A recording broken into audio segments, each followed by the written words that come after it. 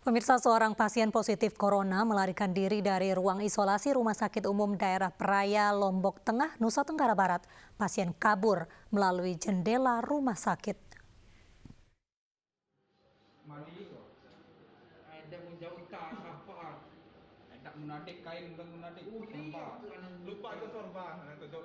Inilah detik-detik saat salah satu pasien positif corona kabur dari ruang isolasi di RSUD Peraya, Lombok, Nusa Tenggara Barat. Diduga pasien kabur dari ruangan sekitar pukul 8 malam lewat jendela. Petugas pun langsung memeriksa sejumlah area di sekitar rumah sakit.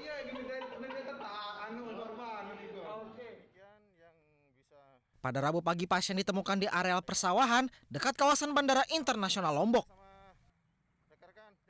Pertama ke Ketua Covid Lombok Tengah, Pak Murdi, langsung kontak ke camat dan seterusnya. Dari sini pihak keamanan Satpam langsung kontak ke kepolisian, ya, dari dari intel itu.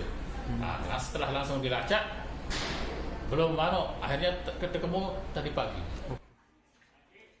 Selain memperketat penjagaan, pasca kejadian ini pihak rumah sakit akan melacak riwayat keluarga dan perjalanan setiap pasien yang diisolasi. Dari Lombok Tengah, tim liputan iNews melaporkan. Pemirsa, video pemudik tergeletak di pinggir jalan viral di media sosial. Pemudik dari Jakarta tujuan Purbalingga, Jawa Tengah diduga pingsan karena sesak nafas.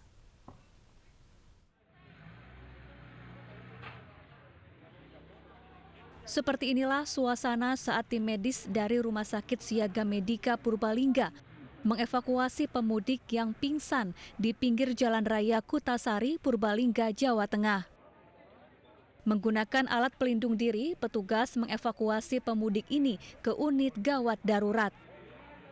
Berdasarkan informasi warga sekitar, pemudik ini datang bersama 10 warga lainnya yang berasal dari wilayah Jabodetabek.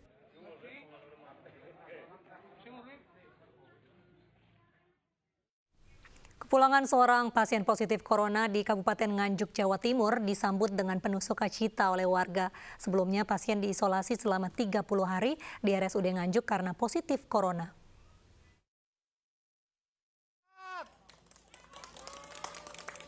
Puluhan warga di Kelurahan Begadung, Nganjuk, Jawa Timur menyambut kedatangan pasien yang telah sembuh dari COVID-19. Warga meneriakan ucapan selamat karena pasien kembali pulang ke kediamannya. Penny, warga yang baru sembuh dari COVID-19, melambaikan tangan ke arah partai tangga. Ia juga mengucapkan terima kasih atas sambutan hangat dan doa yang diberikan. Sebelumnya Penny menjalani isolasi di Rumah Sakit Umum Daerah Nganjuk selama 30 hari. Sempat muncul kekhawatiran kalau pemulangan pasien ini bergejolak di lingkungan warga sebenarnya. Tapi alhamdulillah kami bisa mengkondisikan dengan baik. Warga juga dapat membantu secara moral istilahnya kepada pasien ini. Terjadilah hal seperti itu. Jadi memang murni dari masyarakat lingkungan itu agar bisa dicontoh di wilayah lain seperti itu. Penny merupakan satu dari 10 pasien positif corona di Kabupaten Nganjuk. Ia dinyatakan positif corona setelah pulang mengikuti Dharma Wisata di Kabupaten Ngawi. Dari Nganjuk, Jawa Timur, Muhtar Bagus, iNews melaporkan. 53 tenaga medis Rumah Sakit Sarjito, Yogyakarta harus diisolasi karena salah satu pasien yang tidak jujur dengan riwayat kesehatannya. Dan kini para tenaga medis masih menunggu hasil swab untuk mengetahui status COVID-19 mereka.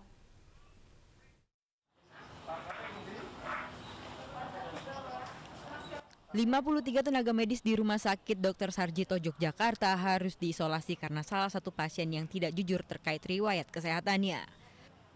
Pihak rumah sakit mengatakan awalnya pasien dirawat karena penyakit kanker, sehingga diinapkan di bangsal umum.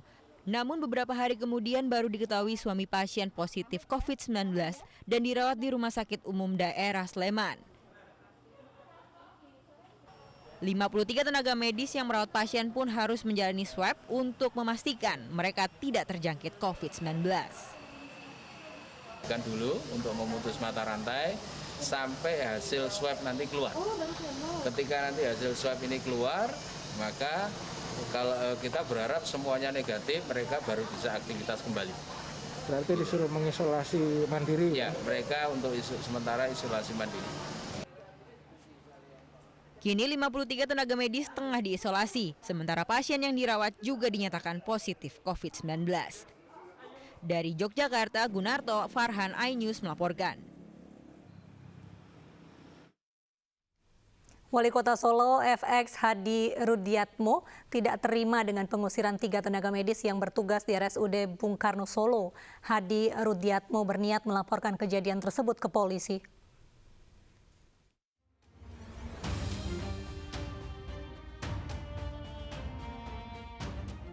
Pengusiran terhadap 3 tenaga medis di RSUD Bung Karno Solo dari Indekos berbuntut panjang. Wali Kota Solo FX Hadi Rudiatmo mengatakan kasus tersebut bakal dibawa ke ranah hukum karena pemilik Indekos yang merupakan seorang bidan sudah tidak berperi kemanusiaan. Dan tadi saya mendapat surat dari Persatuan Perawat yang dari Sukoharjo minta maaf dan sebagainya. Namun untuk prosesnya silakan pada pemerintah kota ini baru kita susun untuk melaporkan kronologi daripada pengusiran sepihak ini harus kita sampaikan pada kepolisian supaya polisi nanti juga tidak ditanya di sana kemarin tidak gagal. Hari ini mau kita kirim ke Polres. Suratnya akan disampaikan ke Polres Sukoharjo, pengusirannya di sana. Rudi juga menyampaikan bahwa Ikatan Bidan Indonesia Cabang Sukoharjo sudah meminta maaf secara institusi. Namun secara personal, Rudi yang menjabat wali kota dan juga penanggung jawab RSUD Bung Karno memiliki hak untuk melaporkan. Sebelumnya pemilik Indekos yang bernama Siti Mutmainah membantah telah mengusir ketiga tenaga medis. Menurutnya kepergian ketiganya atas kesepakatan bersama dan tidak ada unsur paksaan. Kini ketiga perawat tersebut menempati sementara lantai 5 ruang rawat inap RSUD Bung Karno Solo. Dari Solo, Jawa Tengah, Septiantoro, iNews melaporkan. Puluhan anggota pramuka di wilayah Kelapa Gading, Jakarta membuat perlengkapan alat pelindung wajah dan masker kain untuk tim medis. Alat pelindung diri yang dibuat oleh anggota pramuka di kantor Koramil Kelapa Gading ini disalurkan ke rumah sakit dan BNPB DKI Jakarta.